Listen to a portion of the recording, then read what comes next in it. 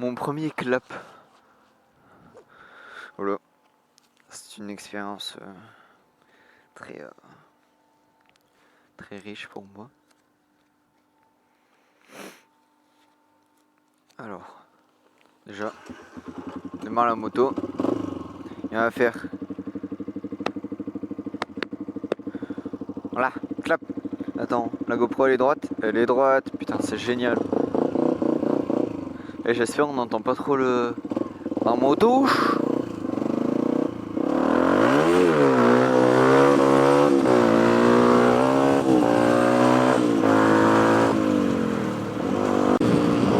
Bon alors, what's up tout le monde? C'est Fantix. Je crois que je vais m'appeler comme ça en fait, ça va être mon surnom. Alors, on va rouler déjà aux limitations de vitesse. Putain, j'allais dire quoi? Oui, on se retrouve pour une nouvelle vidéo. C'est la première vidéo où je vais parler. Attention. Cette moto, je l'ai depuis 1 an et demi environ. Et j'avais envie de vous partager les qualités et les défauts que je trouve sur cette moto. Du coup, bah voilà, on va faire ça en roulant, en étant tranquille et en s'amusant. Tout ça dans la rigolade et la bonne humeur. Bon alors, on va commencer par ce qui fâche, c'est-à-dire les défauts de la moto.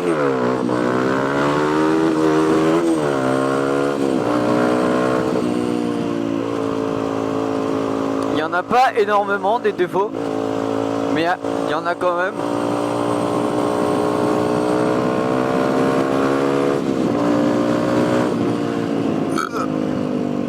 Désolé, ça c'était le tacos de tout à l'heure.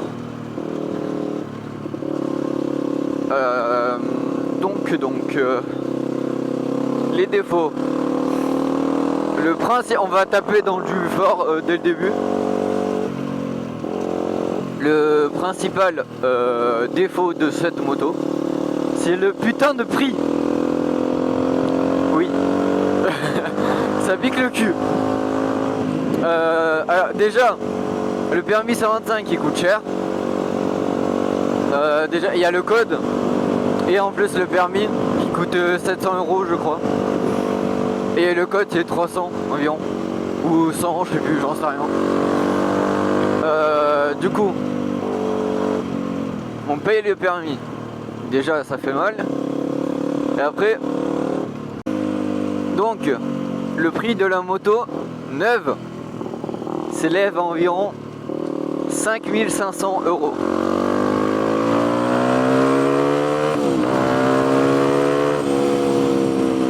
Oui, c'est cher.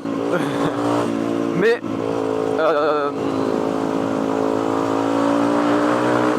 elle a quand même pas mal d'équipements, enfin de bon équipement d'origine. Mais le problème c'est que c'est cher. Mais qu'est-ce qui fait la différence du prix? Et ben moi-même je ne sais pas.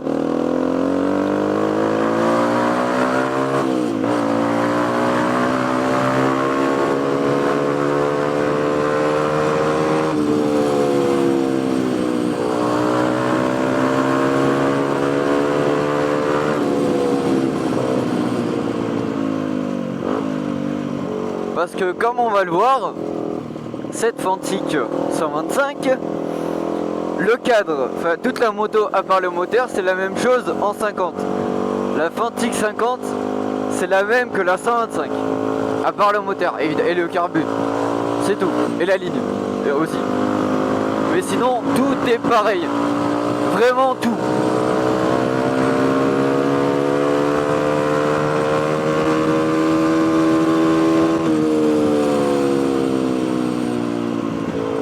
On va aller escalader à un endroit, un moment, il y aura moins de vent.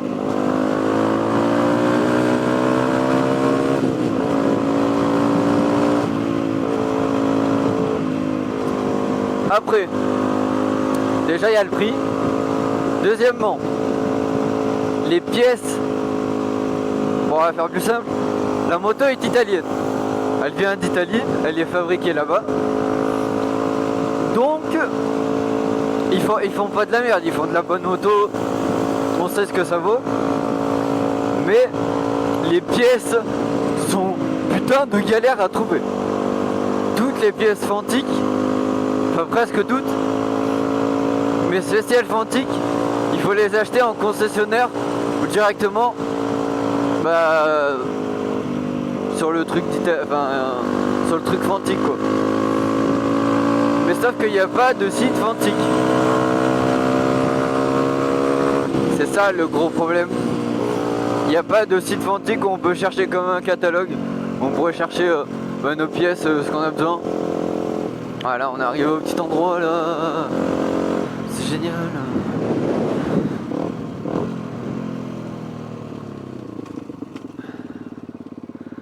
On va se mettre là.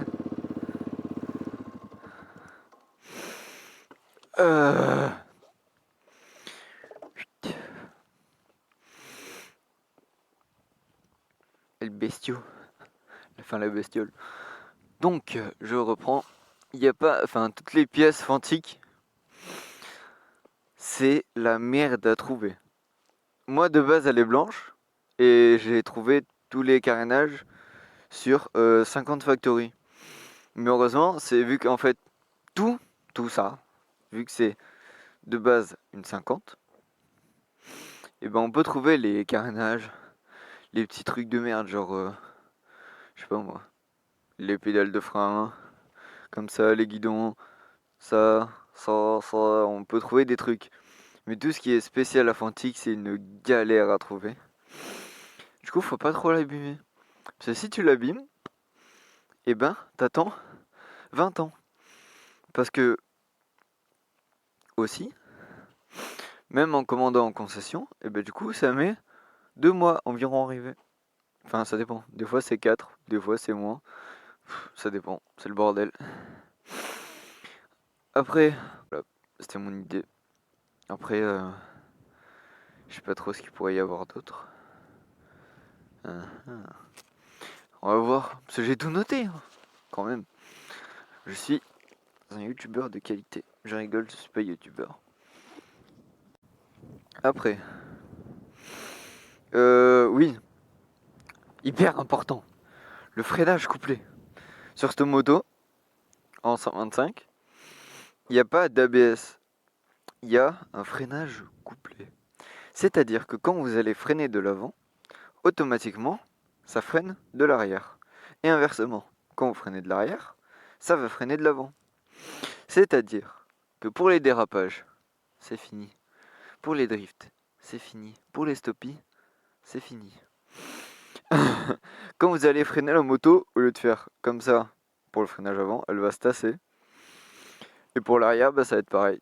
Au lieu de faire juste de l'arrière, elle va se tasser aussi.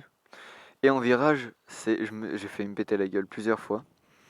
En virage, lorsque la trajectoire elle est pas bonne, on fait tous des erreurs. Si la trajectoire elle est pas bonne, un petit coup de frein, et là la moto, petit coup de frein, hop, elle se remet droite et vous allez tout droit.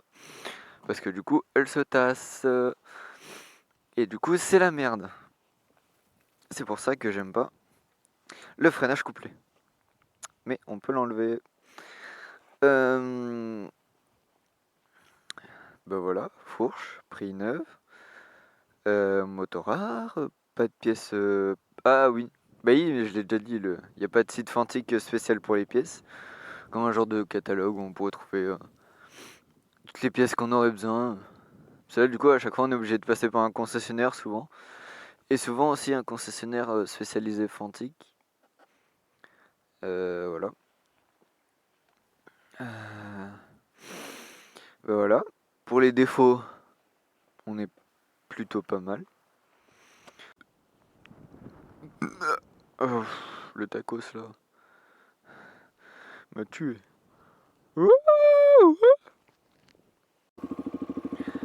Bon, go. Bon, maintenant, on va partir sur les petites qualités, les chose qualitatif de cette moto.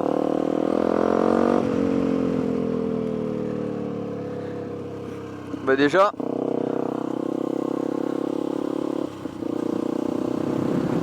on peut commencer par un truc très simple, le moteur. Je sais pas si vous l'aurez remarqué sur les rushs d'avant, c'est un moteur Yamaha. On le connaît tous. Enfin, on le connaît tous. Il est posé sur les MT 125 et Yamaha 125W RX parce que c'est l'un des moteurs les plus fiables et qui est assez bon enfin d'origine quoi. Il a une bonne patate, bonne reprise. Il est très fiable. Avec ce que je lui mets dans la gueule, je peux vous le dire qu'il est fiable. Il a subi sa mère. Un autre petit point aussi, mais un tout petit, c'est la ligne d'origine.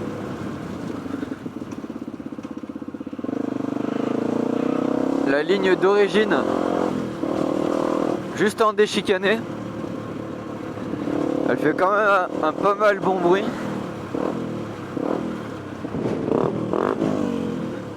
On peut écouter ça si je rapproche le micro. Ça c'est la ligne et le silencieux d'origine. Juste déchicané. Parce que d'origine, ce qu'il faut savoir, c'est que la transmission est hyper bonne. On est en 14,54. C'est parfait pour faire tout ce qu'on veut. Du wheeling, de la vitesse, de la pointe en même temps. Mais on peut aller en débridé à 140 km/h en 14,54. Ouais. Mais moi, vu que j'aime pas la pointe, je voulais juste de l'accélération. Du coup, je suis en 13,54 et pour moi, c'est parfait. Un défaut, mais du coup, qui a une qualité. Vu que cette moto, c'est la même que la Fantic 50. La Fantic 50 pèse, je crois, 86 kg. Ouais, c'est ça, 86 kg. Et vu qu'on a tout de la moto, la 50, il y a juste le moteur qui fait que la moto va être un peu plus lourde. La moto tout plein fait exactement 96 kg. On est en dessous des 100 kg. C'est la plus légère des 125 que j'ai vue en 4 ans.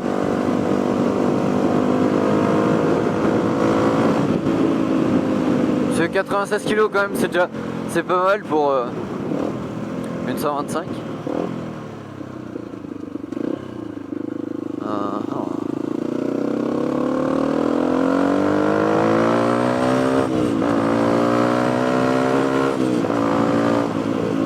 Du coup, qu'elle soit légère, c'est bien aussi, mais c'est un défaut aussi. Je les mettrai dans les défauts au pire. C'est que la moto est facilement transportable, si je peux dire comme ça.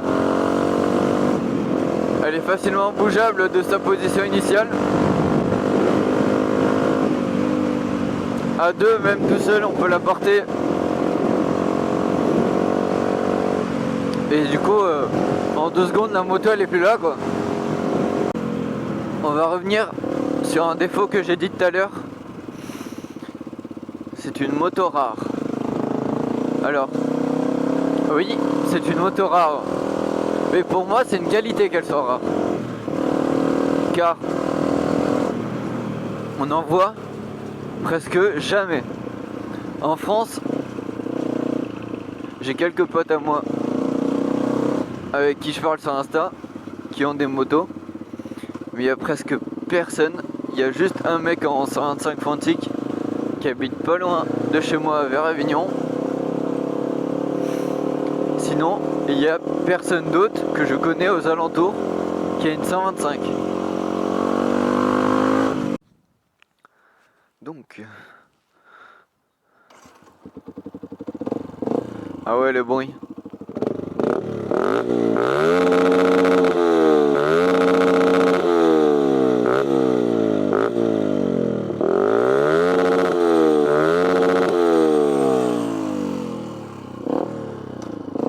Fait quand même un bon bruit d'origine.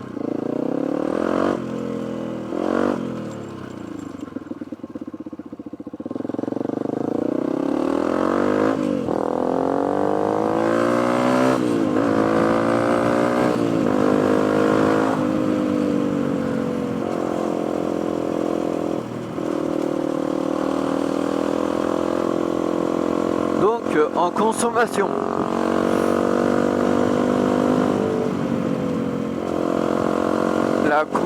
cette moto ne consomme d'origine rien, vraiment. La consommation full origine, genre quand on est bridé, etc., on fait facile 250 km. Donc c'est déjà énorme, parce que du coup on va pas à la station tout le temps. Moi j'y vais une fois par semaine, alors que je tire dedans vraiment, genre quand je veux être à fond, je suis à fond quoi. Même avec les wheelings, etc., elle perd pas énormément d'essence.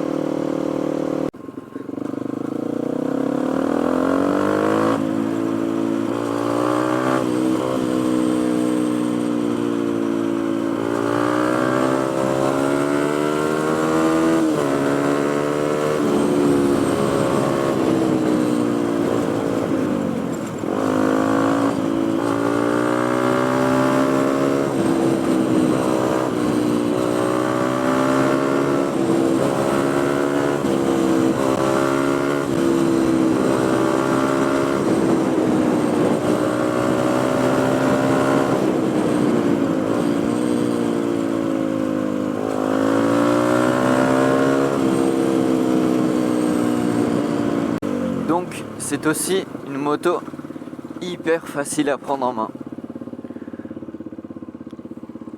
Ouais. Hyper facile, hyper bien.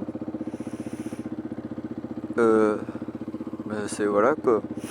Elle est simple, y a pas de problème avec. Gros truc aussi.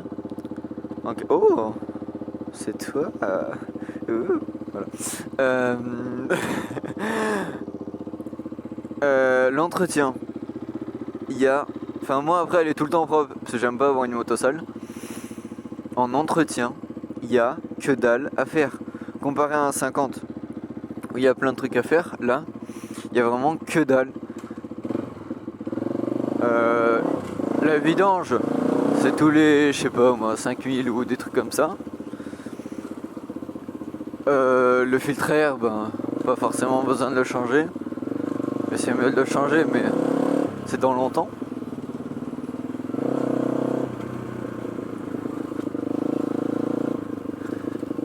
Dans tous les cas, c'est une moto en entretien hyper pas coûteuse et hyper fiable.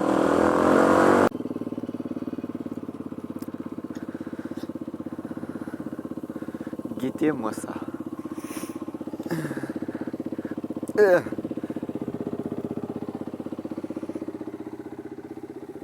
J'ai mis une ampoule LED aussi, toute neuve. Ça éclaire putain de bien comparé à l'origine. Parce que l'éclairage d'origine il est à chier aussi. C'est un putain de défaut ça, l'éclairage d'origine. Ça, le petit carter 89 €. Ligne d'origine. Ça c'est juste un autocollant. Ça c'est la bavette. Pour certains elle est vachement bien espacée. Du coup ça fait que la moto quand tu la regardes comme ça, il y a le cul qui ressort, enfin qui remonte. Mais après une fois que t'es assis dessus, du coup ça se tasse. Enfin du coup là quand t'es assis dessus ça devient comme ça à peu près. Ou plus bas encore. Du coup pour certains c'est pas bien, pour certains c'est bien.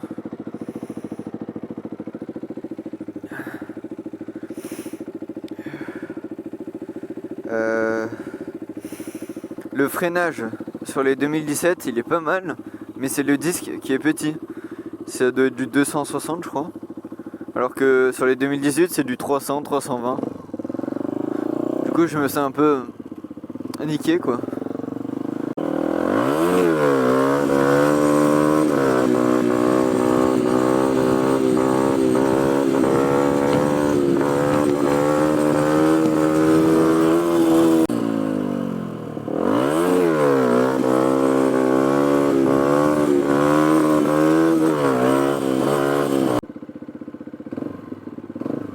Ah oui, un point négatif aussi. Enfin un défaut. La selle sa mère. Je viens de me rendre compte que maintenant en fait. J'ai mal sa mère au cul, évidemment. La selle c'est une planche. Genre vraiment, tous mes potes qui ont essayé ma moto, ils m'ont dit ta moto c'est une planche sa mère. Genre la selle elle est putain de dure. Et la suspension arrière elle est pas hyper. Elle est pas souple comparée.